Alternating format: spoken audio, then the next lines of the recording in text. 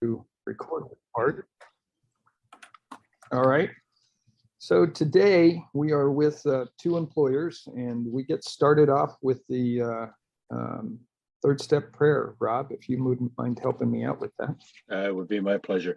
The third step prayer, which on page 63 of your big book, I hope everybody's got their big book handy and can follow along. God, I offer myself to thee, to build with me and do with me as thou wilt. Relieve me of the bondage of self, that I may better do thy will. Take away my difficulties, that victory over them may bear witness to those I would help of thy power, thy love, and thy way of life. And I do thy will always. Okay, we left off right at the top of page 138. I'm going to back up just slightly and ask Rob if he would start us at page 137, and that would be nearly every modern employer feels. Perfect. Page 137, everybody. Nearly every modern employee feels a moral responsibility for the well-being of his health, and he tries to meet these responsibilities. That he has not always done so for the alcoholic is easily understood. To him, the alcoholic has often seemed a fool of the first magnitude. Because of the employee's special ability, or of his own strong personal attachment to him, the employer has sometimes kept such a man at work long beyond a reasonable period. Some employers have tried every known remedy. In only a few instances has there been a lack of patience and tolerance. And we who have imposed on the best of employers can scarcely blame them if they have been short with us. Yeah. So really what we're kind of saying there is that most employers are going to try their best to keep somebody on, even in spite of their deficiencies, regardless of what the reasons are. In this case, we're talking about an alcoholic employee. And obviously, there are things that are associated with that. And we've kind of talked about them in the past, and I'm sure most of us know this, and that is that when you get you start drinking on the job, you create an unsafe environment, you put other people at risk, you put the job and the business at risk. You could be drinking throughout the night and then finally finding yourself too drunk in the morning to be able to function properly. And that creates a problem at work. And then on top of that, you may in fact find yourself with a mild to severe hangover, and you may decide that you're going to come in late, and that tardiness creates a problem because of your absence, and you're expected to be there. A whole array of issues that comes with that. Now, if there's an employer that understands that they've spent a lot of money developing and training and otherwise helping this employee become a very high functioning type of person, or at least somebody that contributes and is productive, it's hard to get rid of that person if they understand how much it's going to cost the business to find somebody new. So just some ideas here with regard to how the employer may or may not, and say, as they're saying here, in some cases, they don't go the extra mile to try and help an employee, along, even in spite of all of the indicators that, if somebody really truly wants to stop drinking and they want to be a part of this program, an employer can play a very pivotal role in helping that employee find rehab and assistance and AA meetings, etc. So kind of a little bit of a step further, and we're talking about as a sponsor. Now, a sponsor is a different relationship, and it's a different function. And you're going to be, if you've got somebody you're working with in the beginning and they're struggling, and I'm talking about somebody that's known to be drinking but really wants to stop and is still having some issue with trying to stop and that type of thing. It's up to the sponsor as to just how much effort they're going to put into helping this particular person and trying to get them to go ahead and commit to the program. Again, we've talked about it in the past. If you've got somebody that really doesn't want to quit drinking, then don't waste your time. But at the same time, as a sponsor, you've got somebody that's struggling, that's reaching out for help. And I think it's up to the individual sponsor and how they want to function with an alcoholic and trying to get them to stop drinking, become sober, and recover from this seemingly hopeless state of mind and body. So that's kind of where we are right now. We're kind of jumping into this, and we're going to take a look at a bunch of different situations and stuff. But I did want to kind of set the stage. We're looking at this from the employer's eyes, and we're also kind of equating that to looking at this from the sponsor's eyes as well. Rob? Okay, yeah, so we're on page 138, everybody, right at the top. Here, for instance, is a typical example. An officer of one of the largest banking institutions in America knows I no longer drink. One day he told me about an executive of the same bank who, from his description, was undoubtedly alcoholic. This seemed to me like an opportunity to be helpful. So I spent 2 hours talking about alcoholism, malady, and described the symptoms and results as well as I could. His comment was very interesting, but I'm sure this man is done drinking.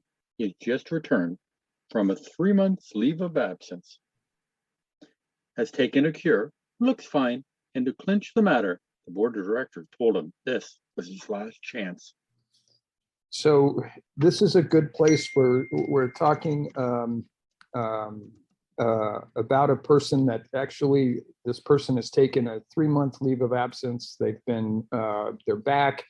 They look fine, and probably to some extent, they've actually cleared themselves up a little bit from alcohol, et cetera, et cetera. And they have been told in no uncertain terms that this is their last chance, meaning that we're going to put an ultimatum on this alcoholic, and that should do the trick. And the idea here is I think that, we all know that alcoholics are powerless, humanly powerless over alcohol. And so, just putting an ultimatum on an alcoholic isn't going to do the trick. The fact is they need to be able to tap into that inner strength, that higher power, have a spiritual experience, and be able to equate that to the alcoholism and stopping drinking. So we already have a person that is being a bit ignorant with regard to the symptoms and the actual reasons for alcohol and being an alcoholic, and they think that this ultimatum is going to do the trick. Rob? Yeah, now the person that they're talking about is Clarence Snyder, who started AA in Cleveland. His story was called The Home Brewmeister, which was in the first edition, second edition, and third edition. And for some reason, in the fourth edition, it's not there. I can give you the page numbers, but if you're interested, it's also in the Experience, Strength, and Hope book on page 279, if you really want to check that story out. The only answer I could make was that if the man followed the usual pattern, he would go on a bigger bust than ever. I felt this was inevitable and wondered if the bank was doing the man an injustice. Why not bring him into contact with some of our alcohol crowd? He might have a chance. I pointed out that I had nothing to drink whatever for 3 years. And this was in the face of difficulties that would have made 9 out of 10 men drink their heads off. Why not at least afford him an opportunity to hear my story? Oh no, said my friend. This chap is either through with liquor or he is minus a job. If he has your willpower and guts, he will make the grade. Yeah, we're just continuing on. So not much more to say here other than the fact that this employer is just not getting the message and doesn't understand alcoholism like they should, and is basically still holding on to this idea that this ultimatum is either going to do the trick or this person's going to be minus a job. And at that point has pretty much just given up on the employee. Rob? Okay. Here we go again with the people. People believe that if he has your willpower and guts, if only they knew. It's so tragic. People just don't understand. He would if he. Why doesn't he quit for her? You know, the old ideas that, you know, we can just give it up like that if we really wanted to. They don't realize that it's a disease that has a hold. And we have no defense against that first drink, and then the allergy takes over and we're off to the races. So we are on page 138, everybody. I wanted to throw up my hands in discouragement, for I saw that I had failed to help my banker friend understand. He simply could not believe that his brother executive suffered from a serious illness. There was nothing to do but wait. Presently, the man did slip and was fired. Following his discharge, we contacted him. Without much ado, he accepted the principles and procedures that had helped us. He is undoubtedly on the road to recovery. To me, this incident illustrates lack of understanding as to what really ails the alcoholic and lack of knowledge as to what part employers might profitably take in salvaging their sick employees. Yeah, we're talking really quickly here about the fact that it does cost the company a lot of money to let somebody go and then go and find somebody new, train them up, and get them established and performing where they need to be. On top of that, then there is a lack of understanding here, and it's to the detriment of both the employee as well as the business. So the nice thing or the good thing about this is that reaching out to this employee, and it would be like a sponsor reaching out and just working with a newcomer at that point, was able to reach this person, and as per the story has already started their road to recovery, and at some point in time is going to be in a situation where they can actually perform admirably with another job, hopefully being able to get something soon so that their financial situation isn't hurt any more than it already is. Rob? If you desire to help, it might be well to disregard your own drinking or lack of it. Whether you are a hard drinker, a moderate drinker, or a teetotaler, you may have some pretty strong opinions, perhaps prejudices. Those who drink moderately may be more annoyed with an alcoholic than a total abstainer would be. Drinking occasionally and understanding your own reaction, it is possible for you to become quite sure of many things which, so far as the alcoholic is concerned, are not always so. As a moderate drinker, you can take your liquor or leave it alone. Whenever you want to, you control your drinking. Of an evening, you can go on a mild bender, get up in the morning, shake your head, and go to business. To you, liquor is no real problem. You cannot see why it should be to anyone else, save the spineless and stupid.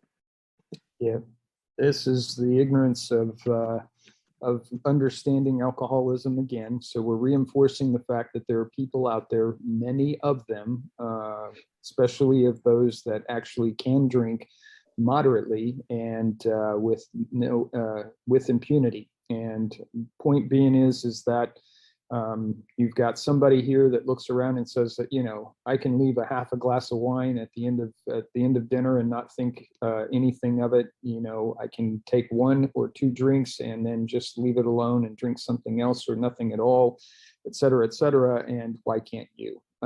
Just doesn't understand it, doesn't want to understand it in some cases.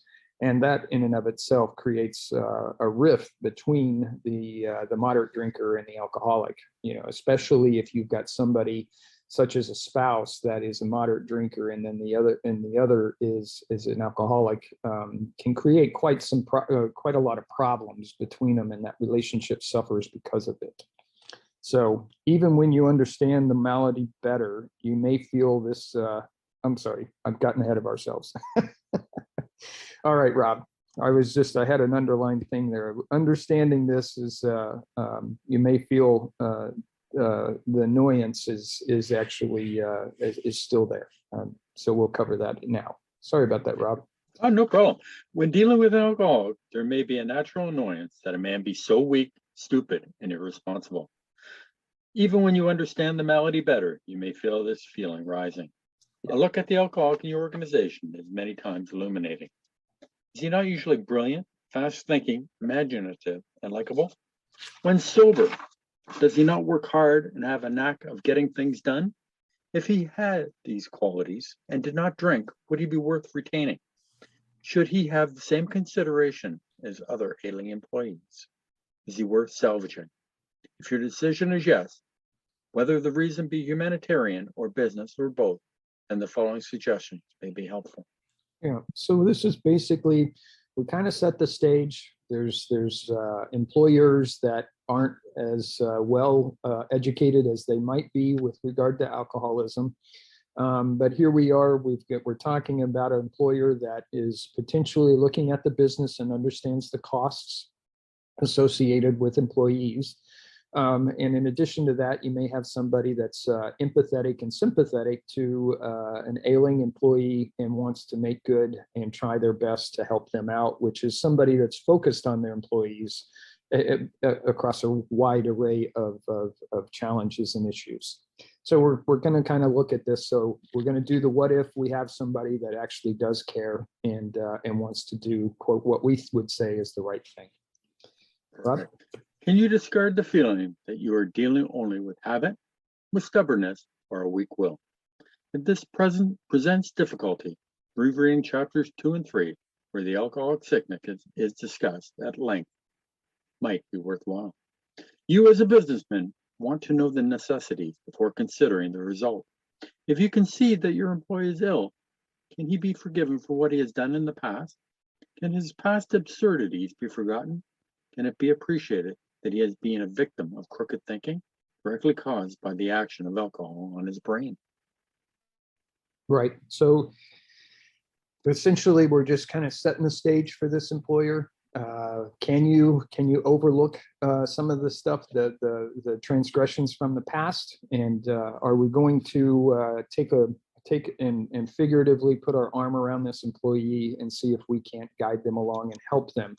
As a sponsor, this is definitely where you are in evaluating whether or not this sponsee or potential sponsee actually wants what we have, and that is the recovery from alcoholism. So these are good questions to ask yourself as a sponsor or a potential sponsor, in looking at the individual and whether or not that they deserve your help.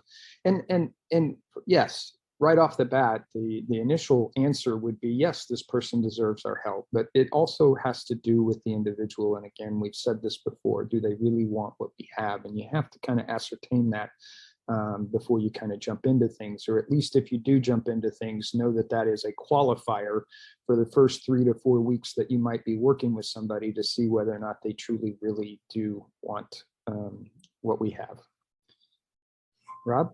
I well remember the shock I received when a prominent doctor in Chicago told me of cases where pressure of the spinal fluid actually ruptured the brain. No wonder an alcoholic is strangely irrational. Who wouldn't be with such a fevered brain? Normal drinkers are not so affected, nor can they understand the aberrations of the alcoholic. Yeah, and I think that we could kind of say this another thing, or another way of saying this is, as alcoholics, we kind of do have a broken brain. And so that's my words, not the words from the book. So I've just kind of as an equate it to what we just read. And it is really kind of looking at this that says a doctor is saying that, there is something that really is wrong with the alcoholic. And so it should be looked upon as something that is worthy of at least looking into and hopefully fixing. Rob? Your man has probably been trying to conceal a number of scrapes, perhaps pretty messy ones. They may be disgusting. You may be at a loss to understand how such a seemingly above-board chap could be so involved, but these scrapes can generally be charged, no matter how bad, to the abnormal action of alcohol on his mind. When drinking or getting over a bout, an alcoholic, sometimes the model of honesty, when normal, will do incredible things. Afterward, his revulsion will be terrible. Nearly always, the antics indicate nothing more than temporary conditions. Yeah, when we're talking about, I think that, a number of us, most of us, if not all of us, can relate to saying and doing really, really stupid things when we were drunk. And then ultimately, if we even remotely remember it or we're reminded of it, and we're shocked at our behavior and very, very regret. There's a lot of regret and a lot of remorsefulness. And I'll just quickly say that One night I had drank too much, which was a normal thing at the time, but my wife actually recorded me on the phone on her phone for just a few minutes, and I was mortified at my behavior. It was very I was subdued, but I was just mumbling and I was fumbling and I was just talking almost imperceptibly, saying things that were just terrible things that I just couldn't understand why I was even acting like that. But it was something that really struck home with me and really put me in a, if I was at all, and I wasn't at the time at this point and everything, but if I was even remotely concerned with being an alcoholic, I knew at that point that I certainly was an alcoholic. So we're about to get into what I've written down here just as we go a little bit further, and that is these are good instructions for sponsoring. So kind of just keep your piqued interest here as far as it goes for being a sponsor. Sounds great, Leo. We're on page 141, everybody. This is not to say that all alcoholics are honest and upright when not drinking. Of course, that isn't so, and such people often may impose on you. Seeing your attempt to understand and help, some men will try to take advantage of your kindness. If you are sure your man does not want to stop, he may as well be discharged. The sooner, the better. You are not doing him a favor by keeping him on. Firing such an individual may prove a blessing to him, maybe just the jolt he needs. I know in my own particular case that nothing my company could have done would have stopped me for so long as I was able to hold my position. I could not possibly realize how serious my situation was. Had they fired me first, and had they then taken steps to see that I was presented with the solution contained in this book, I might have returned to them 6 months later, a well man. Yeah. So this is really what we're talking about, is that idea of whether or not this person really wants to stop drinking or not, and whether or not you feel like that you've given them an honest opportunity to try and find a solution, hopefully something akin to this program in this book. And, sometimes they do need that kind of kick in the butt, if you will, with regard to losing their job and having a wake up call to kind of get them started to thinking in terms of, I really need some help. Where can I get it? What can I do? And maybe this program is something I should really be committing myself to. So it's just kind of a good segue into all of that at the beginning of trying to evaluate somebody as to where they are. Yeah, which takes me back to page 139, just a couple of pages ago with Clarence Snyder. He slipped, got fired from his job. When he was offered the solution, he grabbed hold of it and became started AA in Cleveland. So, some people just need the solution. They need to know that there is an escape. And the problem is that too many people aren't given that information. And this, as Leo said, this works for sponsors. Does your person want to stop? If they have a serious desire, we take them through as far as we can. But if they don't have a desire to stop drinking, we let them go. We go to the next alcoholic who needs the help and wants to help. But then there are many men who want to stop, and with them you can go far. Your understanding treatment of their cases will pay dividends. Perhaps you have such a man in mind. He wants to quit drinking, and you want to help him, even if it be only a matter of good business. You know now more about alcoholism. You can see that he is mentally and physically sick. You are willing to overlook his past performances. Suppose an approach is made, something like this. Yep, we're just we've got an employer now that actually understands a little bit about alcoholism and is willing to overlook some of the past transgressions that we talked about, and is now getting ready to kind of here's what the book is prescribing that might actually occur. So here we go, Rob. State that you know about his drinking and that it must stop. You might say you appreciate his abilities, would like to keep him, but cannot if he continues to drink. A firm attitude at this point may help many of us. Next, he can be assured that you do not intend to lecture, moralize, or condemn. That is, if this was done for him, it was because of misunderstanding. If possible, express a lack of hard feelings toward him. At this point, it might be well to explain alcoholism, the illness. Say that you believe he is a gravely ill person. With this qualification, being perhaps fatally ill, does he want to get well? You ask because many alcoholics being warped and drugged do not want to quit. But does he? Will he take every necessary step, submit to anything to get well, to stop drinking forever?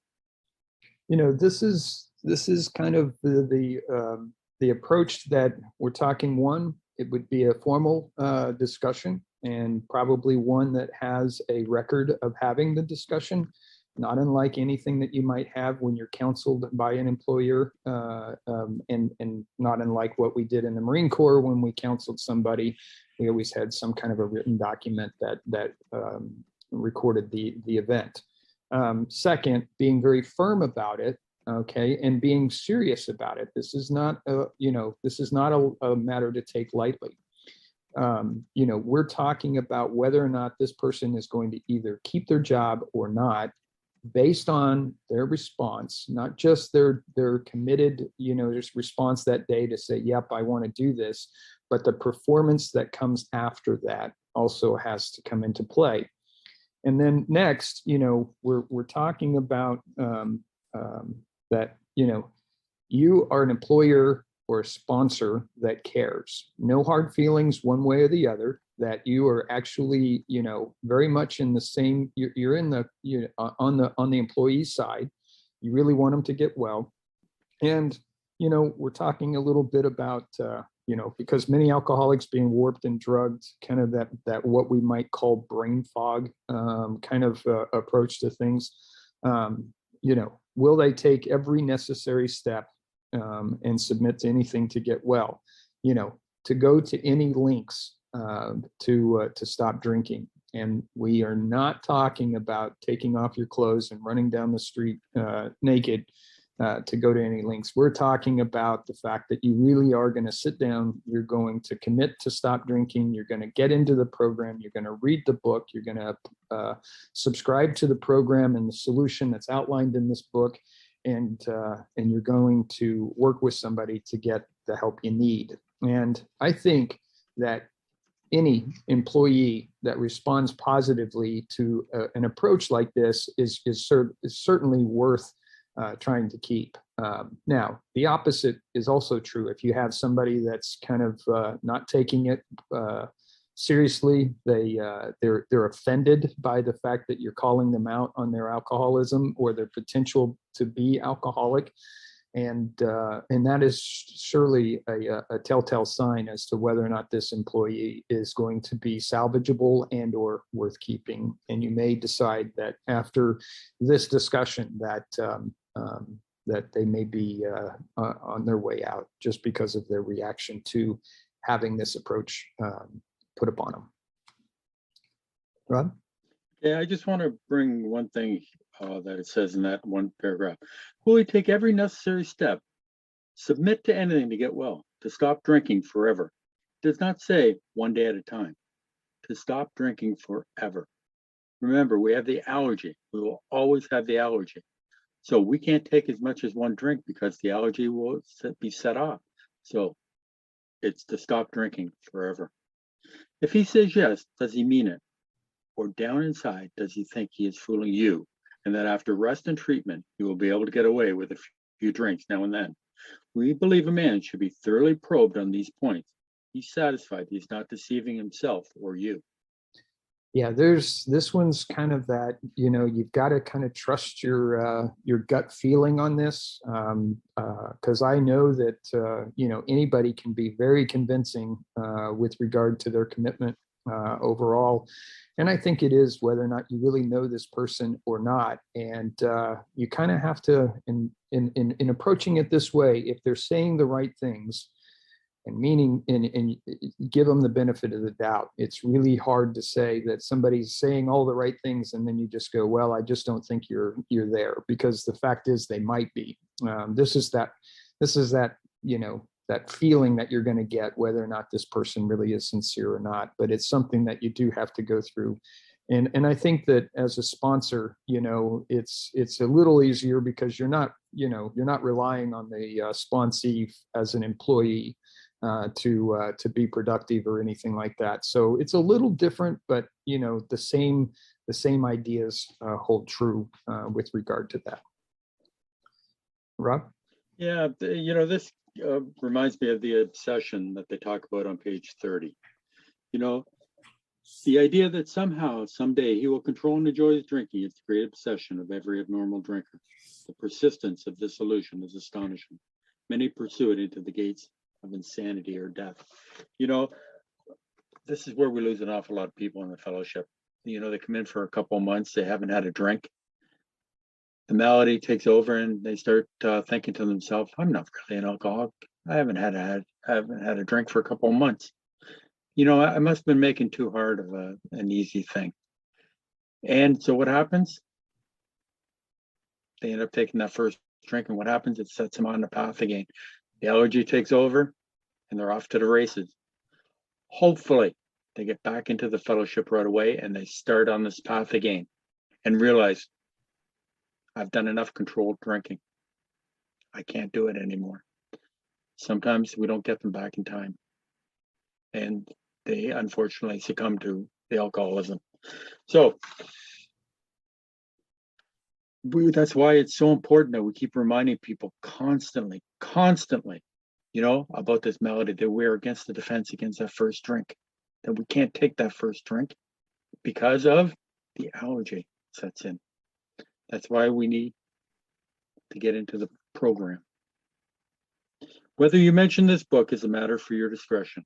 If he temporizes and still thinks he can ever drink again, even beer, he might as well be discharged after the next bender, which, if an alcoholic, is almost certain to have.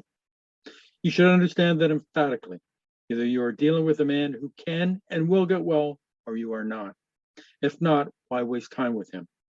This may seem severe, but it is usually the best course. Yeah, so this is important.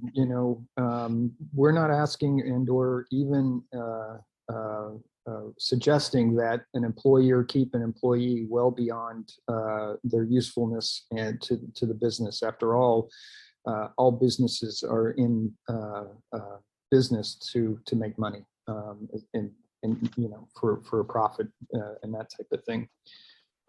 Just real quick, temporizes is postpones or delays is what that means. And if he's going to postpone the idea of jumping into this program, still thinks he can ever drink again, even beer, at that point, he might as well be discharged. This person is clearly not, let's put it this way, this person is not buying what you're selling, and is essentially thinking that they can still control their drinking, that they still are not alcoholic, and they're going to continue with their poor performance and bad behaviors. And it's not worth it to keep someone on like that. And same thing holds true for a sponsee relationship. If they're going to just continue to drink and not pay attention to the program, it's time to let them go and let them do their own thing, and for you to move on to the next alcoholic that's ailing and hopefully grab somebody. And it's not saying that they won't come back, but let it be on their terms and in their own time. And it is certainly okay to not work with a person like that. That's a clear message here, both from an employer standpoint and from a sponsor standpoint. Rob? Yeah, I just want to take us back to page 96 for a moment. Okay. Do not be discouraged if your prospect does not respond at once. Search out another alcoholic and try again. You are sure to find someone desperate enough to accept with eagerness what you offer. We find it a waste of time to keep chasing a man who will not work with you. If you leave such a person alone, he may soon become convinced that he cannot recover by himself. To spend too much time on any one situation is to deny some other alcoholic an opportunity to live and be happy. Which also brings me back to Jim's story, where they worked with him. 6 times they talk about he slipped. And each time they went back and they talked to him. Why? Because he wanted to quit. Just because we have slips doesn't mean we don't want to quit drinking. Just means we haven't found a solution yet. So if the person wants to quit, we work with them. If they don't want to quit, we move on to the next alcoholic who wants our help. If he says yes, does he really mean it? Or deep down inside, oh, I'm sorry, I read that. I apologize. After satisfying yourself that your man wants to recover, and that it will go to any extreme to do so, you may suggest a definite course of action. For most alcoholics who are drinking or who are just getting over a spree, a certain amount of physical treatment is desirable, even imperative. The matter of physical treatment should, of course, be referred to your own doctor. Whatever the method, its object is to thoroughly clear mind and body of the effects of alcohol. In competent hands, this seldom takes long, nor is it very expensive.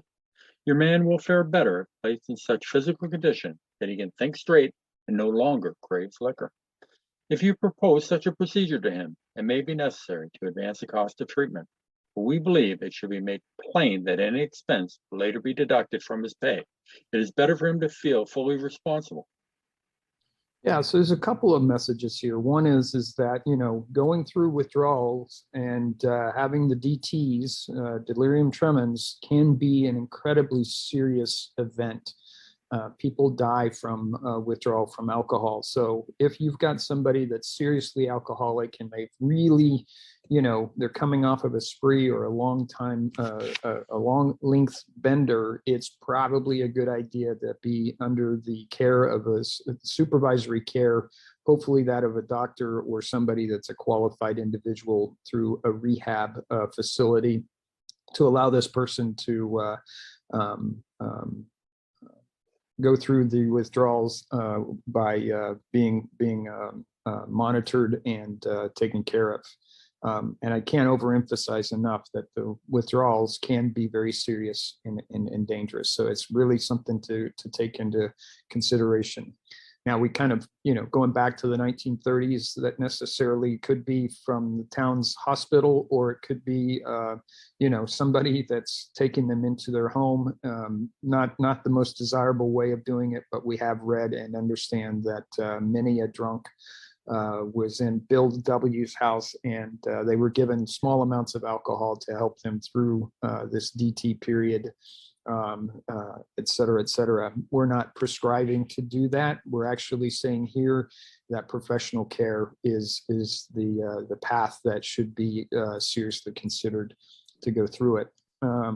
The other part of the other message in this is that once this person has dried out and had an opportunity, maybe it's 30 days, maybe it's at least, you know, a week or two, but is no longer craving liquor, then that is when you want to go ahead and prescribe the program and work with them as far as that's concerned. The last message here, and this is really from the employer, is that you know, it's same thing kind of holds true to a teenager that might be getting a car. If they buy the car, then they have skin in the game and are committed to taking care of that car. If the car is bought for the teenager, they don't really find the level of responsibility to that car because it was given to them. You know, the same thing holds true here with the employer, and that is that they you know, the time that they're in rehab, they may have had their pay deducted, and that way they know that they actually are losing out on something here, and they've bought into this, and they need to see it through.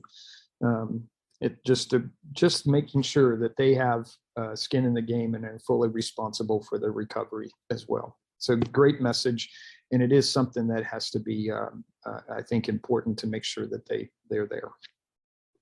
Rob? If your man accepts your offer, it should be pointed out that physical treatment is but a small part of the picture. Though you are providing him with the best possible medical attention, he should understand that he must undergo a change of heart. To get over drinking will require a transformation of thought and attitude. We all had to place recovery above everything else, but without recovery, we could have lost both home and business. And I'll add to that family and friends as well. We're talking about a loss of a lot of relationships and the potential for loss of income, the loss of a business. Remember, we read about the gentleman that used to own a car sales company and was now lost to his alcoholism and is now just an employee and a salesperson to what he used to own. This is the same thing that they're kind of referring to here.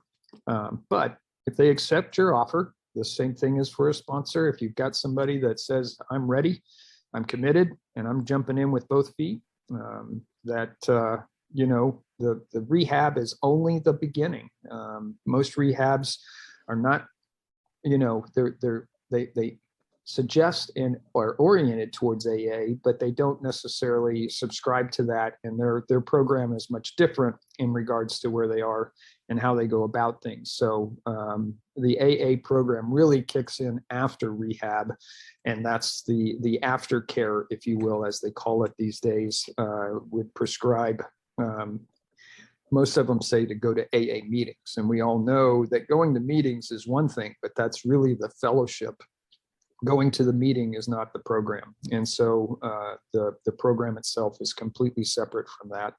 And it's something that needs to be learned and understood as well. Rob? Yeah, to get over drinking will require transformation of thought and attitude, an entire psychic change. And remember on page 25, there is a solution. And on page 127, it talked about material well-being. Always followed spiritual progress, never preceded it. So therefore, we have to take care of our spiritual before we take care of our financial, and remember, this program won't work if you don't want it. Okay, we have to do a 180-degree switch on our thinking. Instead of being selfish and self-centered, we now become God conscious. What can I do for you today? It's a whole way of thinking. It's a whole new way of living. It's a lot better way of living. That I can promise you. Kenny, you have every confidence in his ability to recover. Well, on this subject of confidence, can you adopt the attitude that so far as you are concerned, this will be a strictly personal matter? That is, alcohol derelictions, the treatment about to be undertaken, will never be discussed without his consent. It might be well to have a long chat with him on his return. Yeah, this is the anonymity. This is the important aspect of Alcoholics Anonymous, and that is something that is important to make sure that this employer express themselves as being that we're not going to talk about your condition with other people. We're not going to set it up as an embarrassment or anything like that. So that's, I think, a really good message. And I think the same thing holds true for the sponsor-sponsee relationship.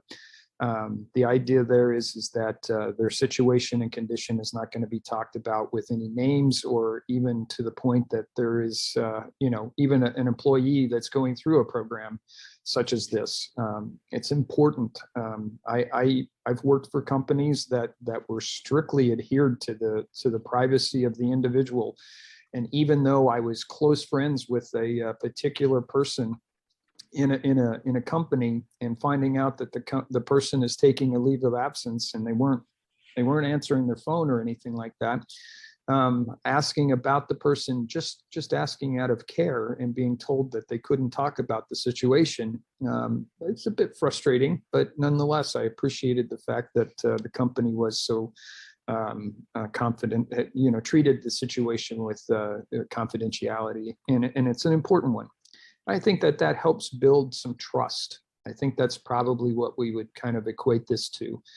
You really want to build that level of trust between you and the employee, so that they feel comfortable enough to at least talk to you, but they also feel comfortable enough that their situation isn't going to become the water cooler gossip, and everybody looking at you as if you've got something really wrong with you and what's going on, that type of thing. Remember, we've got a lot of people out there that don't understand alcoholism and maybe looking at this in a way that's very negative and very hurtful. Rob? To return to the subject matter of this book, it contains full suggestions by which the employee may solve his problem. To use some of the ideas which it contains are novel. Perhaps you are not quite in sympathy with the approach we suggest. By no means do we offer it as the last word on this subject, but so far as we are concerned, it has worked with us. After all, are you not looking for results rather than methods? Whether your employee likes it or not, you will learn the grim truth about alcoholism. That won't hurt him a bit, even though he does not go for this remedy.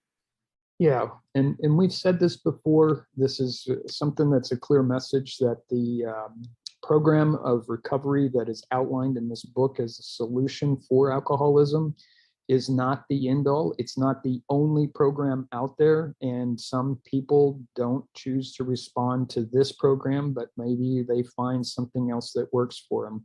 Not once in this book does it say that this is the only way to recover from alcohol. We believe, and that is a belief, that it is good for most alcoholics, and that most alcoholics that do in fact commit and subscribe to this program will find themselves on the path of recovery and being very successful at it.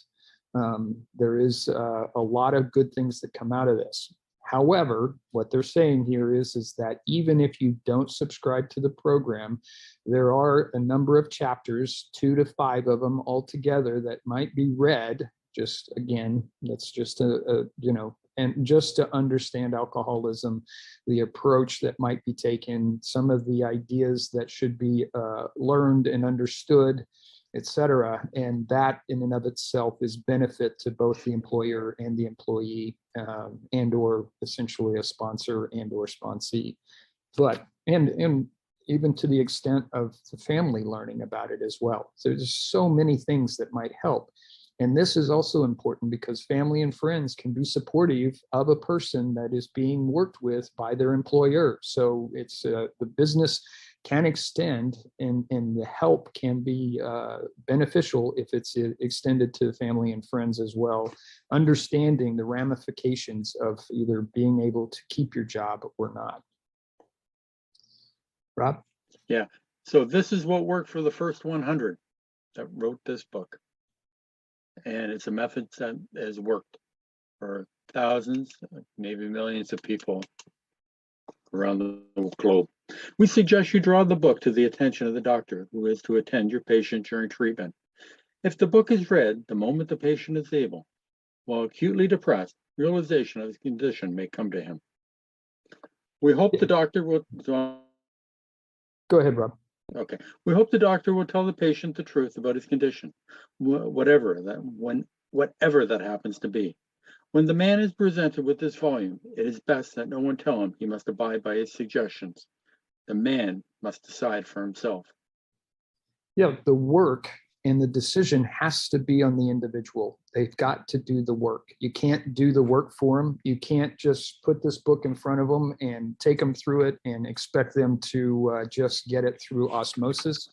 They've got to actually decide that this is what they truly want, and that they've got to once they've decided that's what they want, then they have to commit to doing the work and going through the steps, as well as reading all of the chapters that are associated with it. Remember, the program is more than just the steps. There's a whole array of attitude changes and behavioral changes that have to occur, as well as the way that people just live their general lives on a day-to-day basis. And in some cases, on a moment-to-moment basis.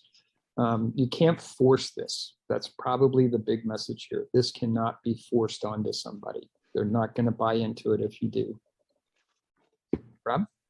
Yeah. Which, when they talk about for the doctor telling them the truth, the whole truth, and nothing but the truth, take me back to Dr. Young. The doctor said, "You have the mind of a chronic alcoholic. I've never seen one single case recover where the state of mind existed to the extent that it does in you." And this is on page 27. Our friend felt as though the gates of hell had closed on him with a clang. He said to the doctor, "Is there no exception?" "Yes," replied the doctor, "there is. Exceptions to cases such as yours have been occurring since early times. Here and there, once in a while, alcoholics have had what are called vital spiritual experiences. To me, these occurrences are phenomena. They appear to be in the nature of huge emotional displacements and rearrangements. Ideas, emotions, and attitudes, which were once the guiding forces of the lives of these men, are suddenly cast to one side, and a completely new set of conceptions and motives begin to dominate them. Sorry, I'd like to read that because I always talk about how we have to change 180 degrees. That's exactly what they're talking. Yep. Okay, you're betting, of course, that your changed attitude plus the contents of this book will turn the trick. In some cases it will, and in others it may not. But we think that if you persevere, the percentage of successes will gratify you. As our work spreads and our numbers increase, we hope your employees may be put in personal contact with some of us. Meanwhile, we are sure a great deal can be accomplished by the use of this book alone. Yeah, it's certainly if the person is going to take on the program, they're going to take this book and read it. Hopefully you've got somebody to help guide them through it, a sponsor as we call them now. If not, it's also true, and we know this to be factual from the very beginning, when there were individuals that were ordering this book out of New York and just reading it themselves and becoming sober and recovered from alcoholism by just doing the program on their own. It's interesting now, we don't essentially prescribe that, but it is possible if somebody were to really sit down and dig into this book individually, they can in fact recover.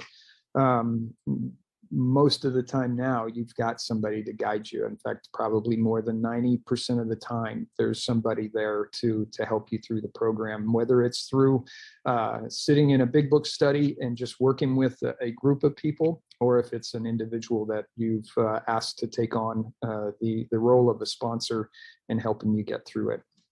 It's an interesting thing. I don't know that I would have been strong enough, just on a personal note, by going through this book by myself. Had I would have pulled out the information that in each of the paragraphs, as we do now, kind of talk about, I probably would not have fared as well. So I've been very grateful for the assistance that I've had, both from individuals as well as from folks in the big book studies that I attend. So just a good message. This book has got enough in it that you can actually go through it by yourself and recover. Rob? I'm not smart enough to do that by myself. I'll be honest with you, Dale. You know, if I got this book sent to me in the mail, I would not be able to, I don't think I could do it. But you know what? It's been with the help of an awful lot of people that have sat down and have explained it to me. And you know what? As Wes always says in his meetings, you know what? He might say something one day, and then we come to your meeting, Leo, and we hear you say it a different way, and we go, now I get it. It's not that it's any different than what Wes said. It just, for some reason, it clicked. And that's, you know, is the incredible part about this whole thing. And, you know, so keep that in mind. On your employee's return, talk with Hey, Rob. Yeah. Why don't we just stop right there now? You got it. We're at that time. What I'm going to do is we've got the employee will return, and we'll jump back into it this next week. But nonetheless, I'm going to ask our friend Bill to talk about a few things as well as his response to this. Bill? Yeah, hi, this is Bill, alcoholic from New Jersey. Thanks a lot, Leo and Rob. Did a good job here. This is a real good chapter, and like you pointed out, this can be used as instructions for a sponsor. You know, everybody isn't an employer, but a lot of people are working with alcoholics or dealing with alcoholics, and this is giving us some information how to do this. When they wrote this book, they weren't just trying to help alcoholics, they were trying to enlighten the whole world on what alcoholism was. So again, there's some real good information and instructions in here for a sponsor. At the time the book was written, they didn't use the term sponsor, and they really didn't have specific people sponsoring people. They just had like the people in the group helping each other out. And it wasn't like actually like we would do today. You get a sponsor and you keep the sponsor for the next 5 years, that kind of thing. Today, back then one guy would help somebody with one step and maybe a different guy would help them get through a different step. They were doing it more as a group than as an individual.